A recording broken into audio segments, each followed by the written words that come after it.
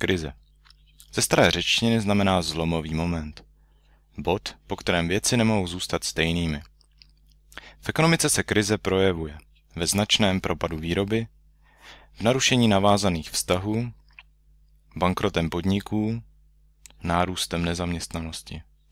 Výsledkem ekonomické krize je snížení životní úrovně obyvatelstva a zmenšení reálného hrubého domácího produktu. Wikipedia. Krize.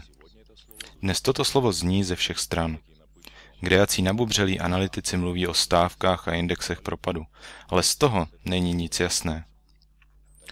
Tak na co potřebujeme vůbec vědět, co je to krize? Možná ať si to tam nahoře řeší. Proč o tom potřebujeme přemýšlet? Protože platit za to nakonec budeme my. Platit budou blízcí, rodina a naše děti. Bez pochopení toho, co se děje, budeme pouze pasivními a slepými oběťmi. Jestli se prognózy o nebývalé síle krize potvrdí, vše se změní. Tentokrát může být obětí celý způsob našeho života. Všechny naše představy o stabilitě, komfortu a lepší budoucnosti, jestli zůstaneme bezmocnými oběťmi. Teď je konec prvního desetiletí 21. století. Za oknem pořád svítí slunce a někdy jej zakrývají mraky. Přesto jsme si jistí, že zítra bude ještě jeden slunečný den. A co je nejdůležitější, život bude úspěšný. Jako obvykle vidíme na ulici nekonečný počet aut, lidí, kteří spěchají, mladé matky, které se starají o svoje děti a podnikatele v nekonečné honbě, pečující o své peníze. A v tu samou chvíli, kdy budete sledovat tento film, doufáme, že svět bude pořád stejný. Doufáme, že v něm ještě bude místo pro slunce, duchovní teplo a úsměvy. A pořád při zapnutí televize budeme sledovat nekonečný proud obyčejných a nudných pořadů, filmů a talk show. Ale někde uvnitř je každý z nás přesvědčen, že je to všechno jen obal, loutkové divadlo pro malé děti. Přesvědčení, že se chceme nejen dočkat, až spadnou ceny zboží a že se vše nakonec spraví. Vždyť je dávno jasné, že se to nikdy nespraví samo. V hloubi jsme dávno připraveni, vyrostli jsme a chceme zjistit pravdu. Chceme vědět, co se doopravdy děje, proč se to děje a kam všichni jdeme. Prostě to potřebujeme vědět. Protože na odpovědích závisí bezpečná budoucnost našich dětí. Chce se nám věřit v plné šťastné bohatství a bezpečnou budoucnost. Teď se nezdá bezpečná. Nemůžeme si dovolit zavírat pořád oči před zřejmými hrozbami. Nemůžeme nadále věřit tomuto chaosu, tomuto nekonečnému divadlu loutek. Chceme řídit vlastní budoucnost. Samostatně. 7. července 2008. Globální úvěrová krize bude mít přesně rok. 15. září 2008, kdy akcie Lehman Brothers spadly o 90%. V tento den bankrot Lehman Brothers narušil evropský fondový index. 6. září společně spadly evropské indexy, to samé postihlo Ameriku. Indexy spadly během prvních trhových minut. Následující den se indexy fondů zbortily po celém světě. 15. října rozpočet USA vykázal rekordní deficit. 16. října se trh ruských akcií otevřel propadem kurzu. Dokonce rostoucí ekonomika Číny se stala menší o 10%, rekordní propad za 4 roky. Rozdíl mezi bohatými a chudými dosáhl 20letého maxima. Méně než za 20 dnů finanční výkaz jedné z bank, kterých je ve světě miliony, vyvolal panickou reakci po celém světě.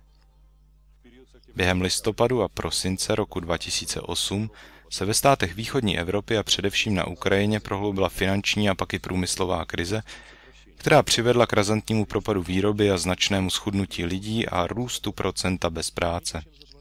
Méně než 20 dní poté prakticky všichni obyvatelé země pronesli slova globální krize.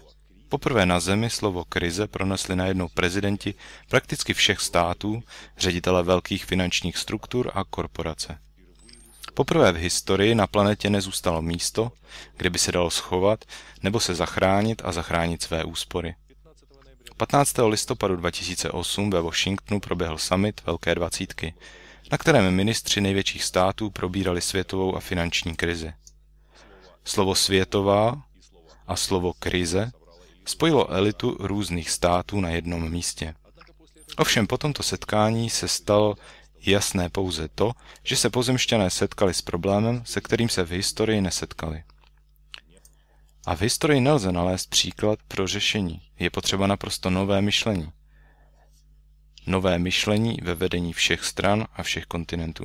Ale v čem by se mělo projevovat?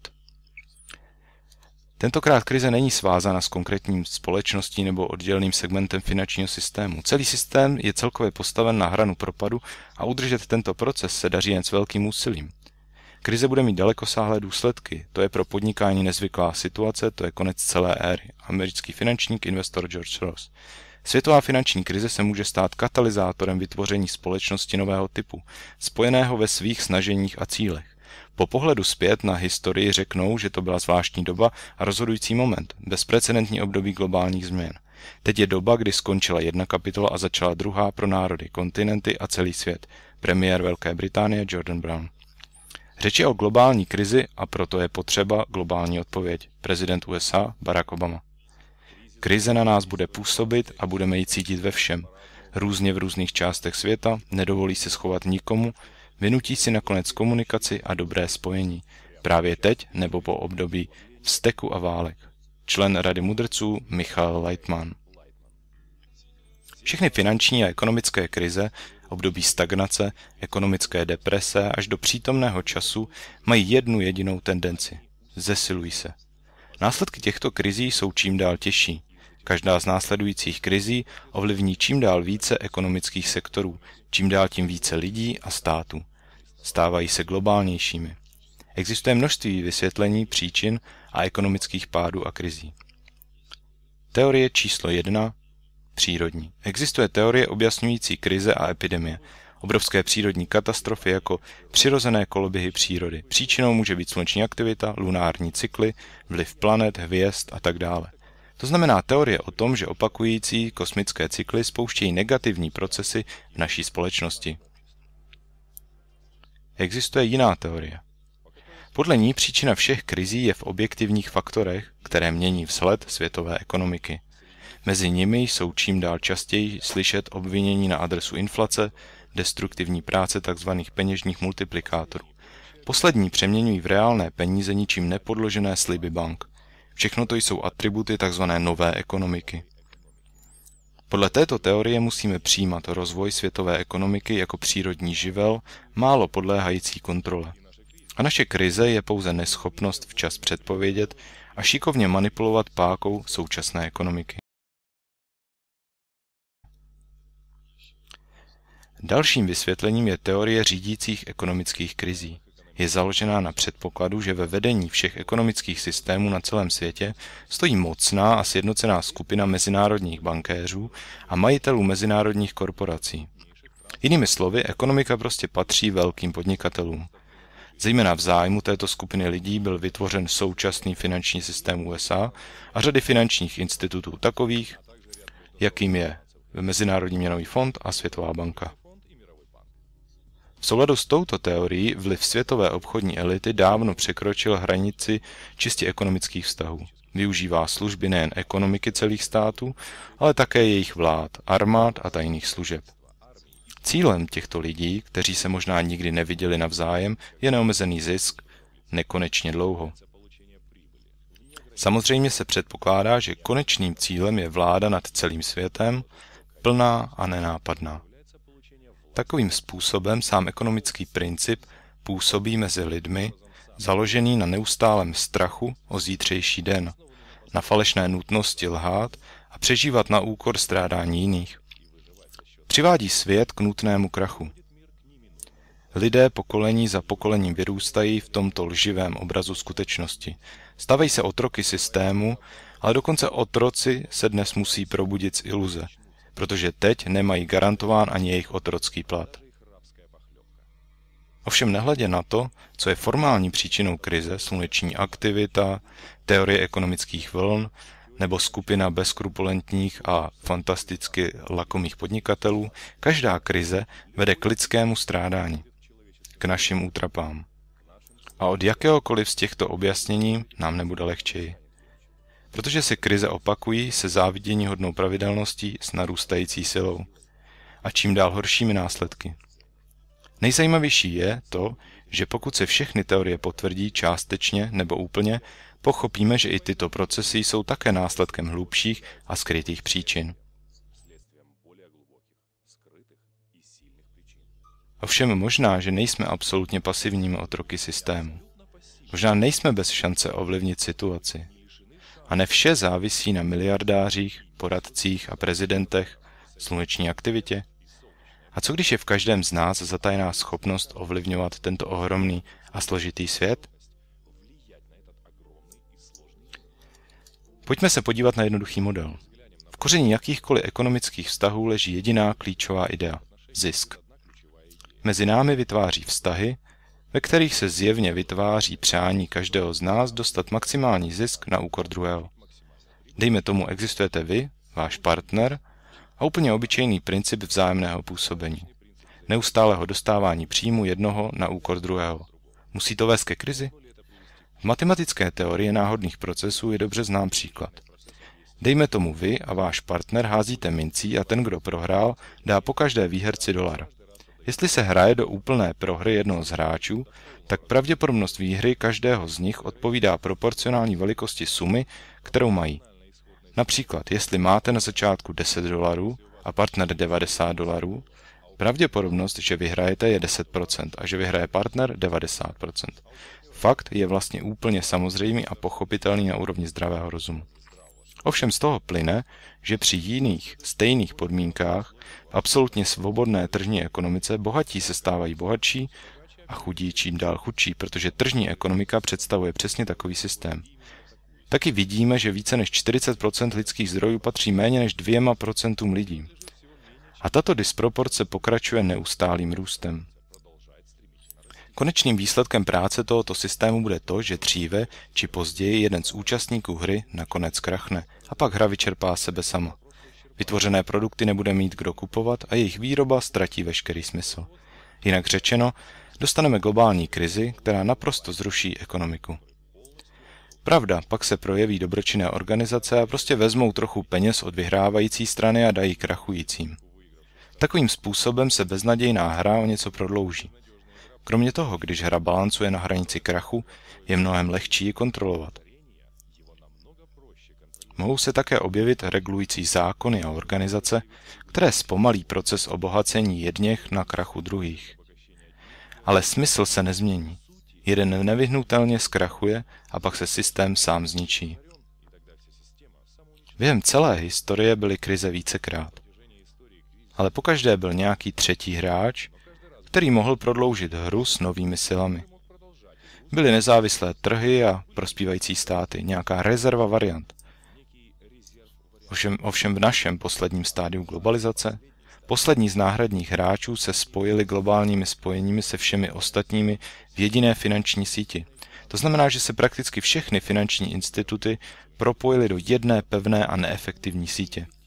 Jakmile jeden malý hráč prohrál, všichni účastníci hry popadali s ním podle principu dominového efektu. Celý systém se dostal do krize a není s kým hrát. Samozřejmě velcí podnikatelé, vlastnící poloviny pozemských zdrojů, jen těžko pocítí následky krize. Takové, jako jsou hlad nebo nedostatek vody. Možná jim dokonce tato krize prospěje a dá jim nové páky pro vládu nad světem. Ovšem tento model v konečném důsledku přivede ostatní většinu obyvatelstva k nedostatku jídla, vody a léků. A v konečném důsledku i k novým konfliktům. Taková je pravděpodobná budoucnost a zatím právě teď, v současné době, rozdíl v majetku a možnostech mezi megabohatou menšinou a neperspektivní většinou narůstá rekordním tempem. Ale nezapomeňte, že v našem příkladu je kromě účastníků hry ještě jeden parametr. To je sám princip hry, nebo jestli chcete, pravidla hry. Její podstata.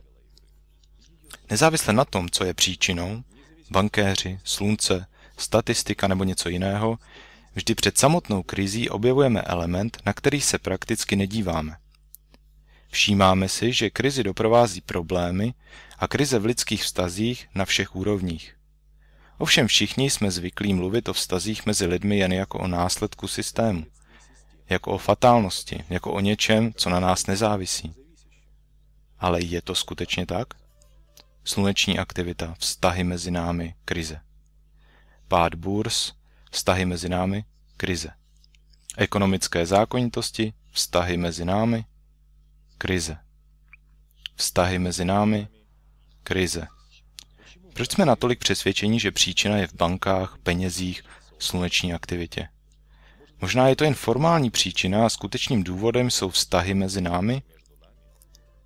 Pokud štěstí záleží na našich vztazích, proč pak na ně necháme působit bankéře, sluneční aktivitu nebo ještě něco dalšího?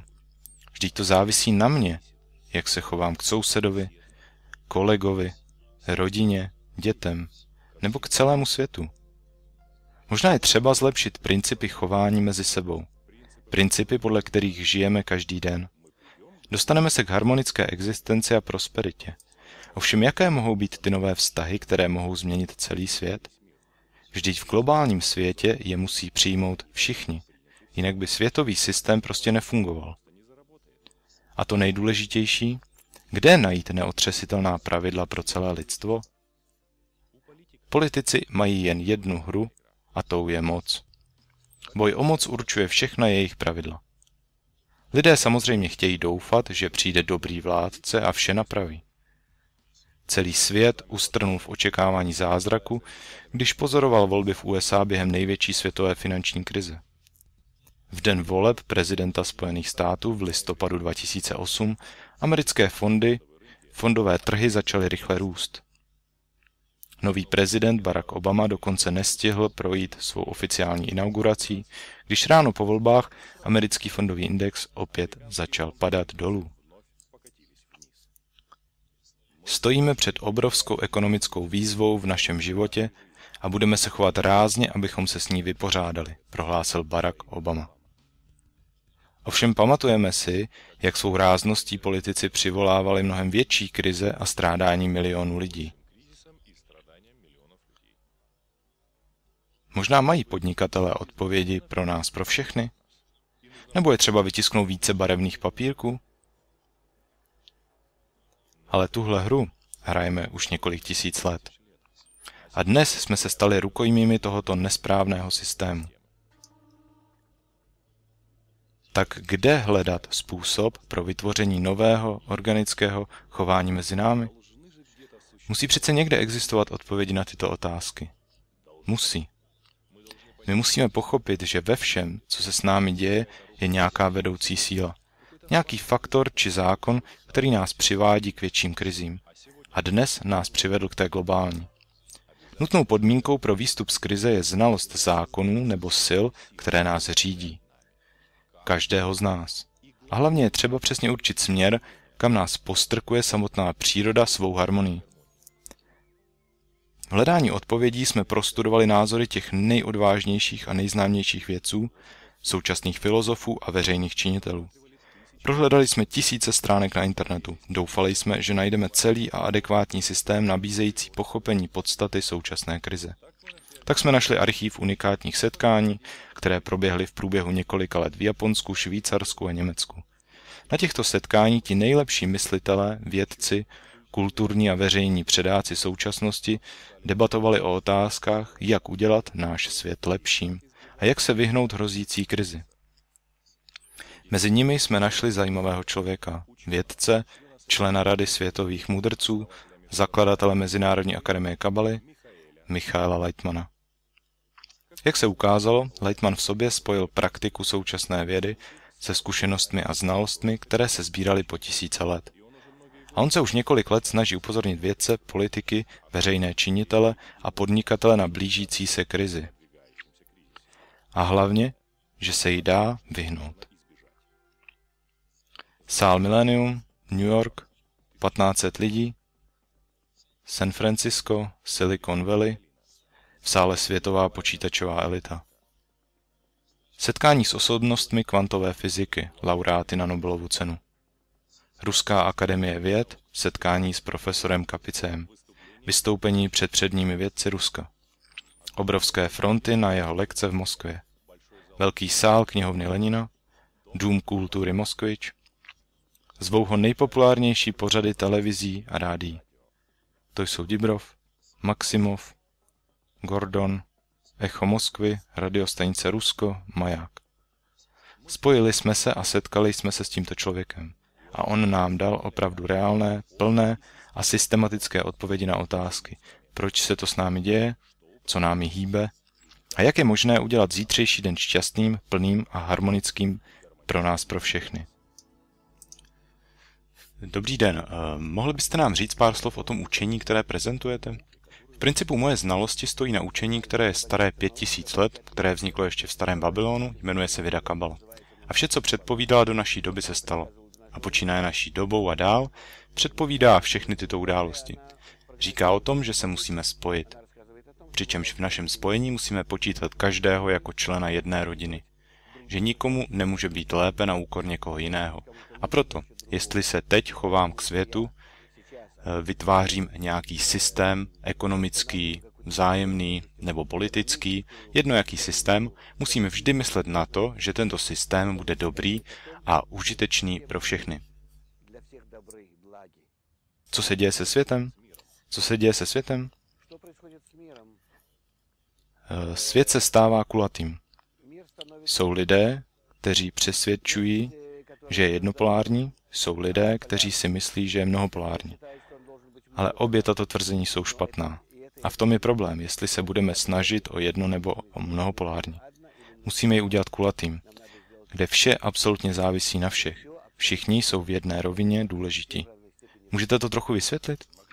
Jestli se podíváme na živý organismus, jak probíhají všechny jeho interakce hladce a sladěně společně, takovým způsobem musíme vytvořit i naše lidské společenství, jakoby představuje jeden lidský organismus. A odsud můžeme vidět, jaká řešení musí být před námi. To vše, co je vytvořeno na rozporu, musíme ihned odmést. Vše, co je vytvořeno na vzájemném dobrém vztahu k ostatním, ne tak, že tvoje je tvoje a moje je moje. A já se musím starat o blaho druhých a jestli to budu dělat, protože jsou součástí mého těla, pak samozřejmě řešení, které přijímáme, budou pro naše blaho. To znamená správně usoudit, že vztahy mezi lidmi v současném světě jsou příčinou krize? Myslím si, že to není krize, i když to nazývám krizí, nazývají to tak všichni. To je prostě odpor přírody, který sami na sebe přivoláváme, protože stojíme proti němu. Proto není třeba to nazývat krizí. Je možné to nazývat objevením těch poruch, které jsou dnes v lidské společnosti. Jestli tyto všechny poruchy mezi námi napravíme, jestli vytvoříme mezi námi normální harmonický svazek jako části jednoho těla, pak všechny tyto problémy odejdou. Jestliže ne, pak opět vzniknou v jiné podobě. Bude se to dotýkat tenkých vrstev naší povahy a nám z toho bude samozřejmě hůře. Je potřeba se nyní napravit ve stavu všeobecného globálního systému. Proč krize začala ve finančním systému? Krize začala ve finančním systému proto, že tento systém je nejdůležitější naší interakcí. Tento systém dovoluje dotknout se každého člověka na světě. Dnes se nacházíme ve světě, kde zabezpečujeme navzájem absolutně vše. Jestli zajdete do vašeho supermarketu,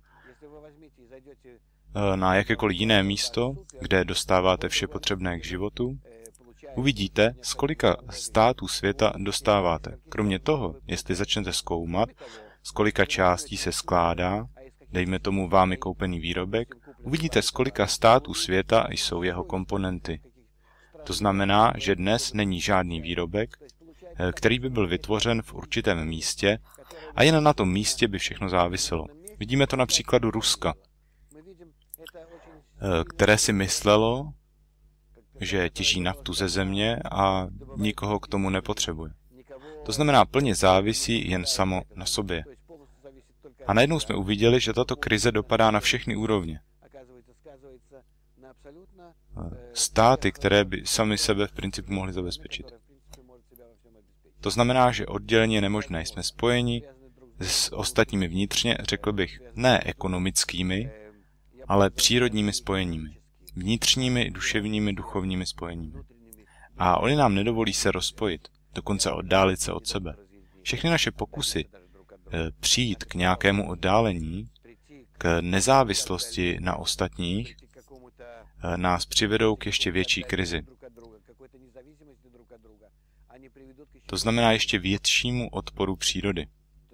Současní lidé, kteří se ocitají před realitou ekonomické a globální krize, nechápou její opravdové příčiny. Snaží se je řešit politickými nebo ekonomickými pákami. Může to dnes pomoct lidstvu? Současné vlády, vědci, ekonomové, sociologové pořád hledají řešení cesty z této krize. Já si nemyslím, že to mohou vyřešit obyčejnou cestou. Doufám, že udělají méně chyb a budou se z nich učit. Nevěřím tomu, že budou souhlasit, že jim je nabízí věda kabala, protože se nachází na úrovni, na které nemohou rozkazovat.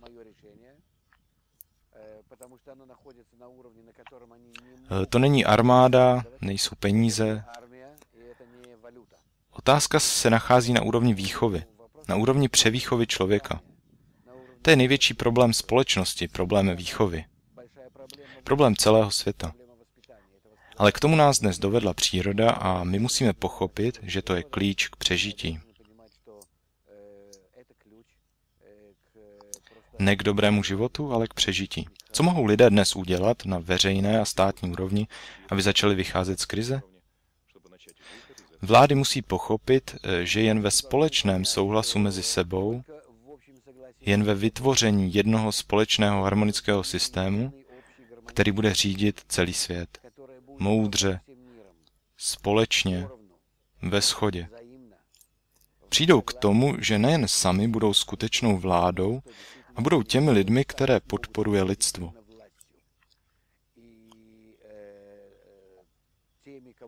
A pro sebe na vlastní úrovni dostanou ohromné potěšení z toho, co dělají.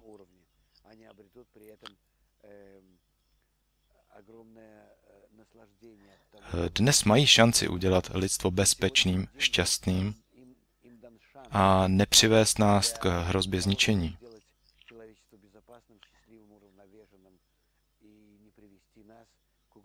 Doporučení je v tom, aby všechny síly, které jsou dnes v rukou lidstva, všechny prostředky sdělovacích prostředků, všechny, které jsou v našich rukou, všechny systémy výchovy a vzdělání, musí být využity jen na výchovu a vzdělání lidstva pro život v tomto globálním systému. Aby člověk pochopil a poznal na příkladech ze společnosti s interakcí mezi sebou, přírody na živočišné a rostlinné úrovni. Takovým způsobem musíme vytvořit i naši existenci, i naše pozemské společenství. A jakmile přivedeme tyto znalosti do širokých vrstev společnosti, hned začneme cítit na sobě dobré reakce ze strany přírody. Následky finanční krize už na sobě pocítil každý člověk na zemi. Málo kdo věří ve schopnost vlád a úředníků. Co může v takové situaci dnes udělat obyčejný člověk, aby odolával krizi? Doporučení je samozřejmě v tom, aby se člověk začal chovat k druhému jako k sobě samotnému. Protože doopravdy vše je tak propojeno s ostatními, že jen ve správném, vzájemném a dobročinném chování k ostatním můžeme najít řešení tohoto konfliktu. Jinak bude pokračovat a prohlubovat se, bude přidávat na vyšších úrovních ohromné utrpení. Víme, že během posledních let jste se setkal s různými vědci, známými politiky a veřejnými činiteli. Důrazně se snažíte jim něco vysvětlit. A co jim chcete vysvětlit? Kdyby každý člověk naslouchal našim doporučením a přál by si jejich realizaci, i hned v ten moment bychom byli ne proti, ale v souladu a harmonii s přírodou. A pak bychom pocítili, že se celý svět začíná měnit. Dokonce i kdybychom se ještě nezabývali nápravou společnosti. Dokonce kdybychom nevytvořili správné spojení mezi sebou, ale pouze to přání jít tím směrem, vytvořit mezi sebou správné spojení jako oddělené části, ale jednoho organismu, vytvořit vzájemné spojení, tu globálnost, tu malou společnou vesničku, abychom cítili společnost absolutně závislou na ostatních. Jestli dokážeme takovým způsobem ukázat lidstvu, že v tom vznikají naše problémy a jen tak je můžeme vyřešit, vyjdeme z toho stavu. Existuje pro lidstvo naděje na šťastnou a rychlou cestu z krize a přechod do nové éry dobrých vztahů? Máme šanci na cestu z krize a budoucnost našich dětí? Bez pochyby a v každém případě ano. Příroda nás musí přivést právě k tomuto stavu, to znamená k rovnosti mezi sebou. Ale nakolik budeme proti, natolik budeme pociťovat její údery, natolik budeme déle žít v této krizi a jiných krizích, které pak přijdou. A proto závisí pouze na nás zkrátit naši cestu do nejdokonalejšího a dobrého stavu v rovnováze s přírodou. Nebo ji udělat tvrdou, velmi dlouhou, velice nepříjemnou až do světových válek a velkého ničení, hladu a všemožných epidemií a kataklizmat, protože celá rozmanitost přírody, vše, v čem existujeme, v této přírodě neexistuje jen mezi sebou. V celé této přírodě nejsme v rovnováze. Proto údery mohou být nepředvídatelné, budou se sypat ze všech stran. Na jakýchkoliv úrovních jsou to ekologie, biologie, to znamená epidemie, rozpad rodin, deprese, drogy, terory na lidské úrovni.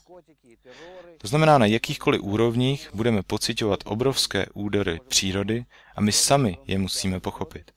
Pochopit, že je sami vyvoláváme. Proto jen na našem poznání je můžeme zkrátit a udělat naši cestu rychlou, hladkou, příjemnou, a to už dnes. To znamená, jestli si uvědomíme, že nemáme jinou cestu a že je potřeba změnit jen sebe sama, pak to rychle překonáme a dosáhneme toho samého cíle, jenom rychle a pohodlně. Kdyby náš film mohl vidět každý člověk na světě, co byste jim chtěli říci? Cesta je jedna a je to jedno. Nakonec stejně přijdeme k rovnováze s přírodou. Ke komfortnímu, dokonalému stavu. Na nás závisí, na všech lidech na světě, na vás taky, jakým způsobem toho dosáhneme. V průběhu tisíci let lidé chránili a předávali znalosti schopné jednou navždy změnit svět. Teď tento moment nakonec přišel. Vůlí osudu se Michael Lightman stal živým nositelem těchto znalostí, obdařen energií a přáním podělit se se všemi, kteří to potřebují. Dnes jsme našli a pokusili se vám předat část této moudrosti, část znalosti, které mohou kardinálním způsobem změnit celý váš život. Co s ním uděláte? Podělíte se se světem? Nebo budete nadále čekat uklidňující zprávy? Čekat, že dobří strýcové vám zvýší plat a vše se spraví? Nehledě na to, co budete dělat s vašimi znalostmi, dále si pamatujte. Naše budoucnost celkově závisí na tom, jak rychle budeme chtít zjistit, co vlastně doopravdy znamená miluj bližního svého jako sebe sama.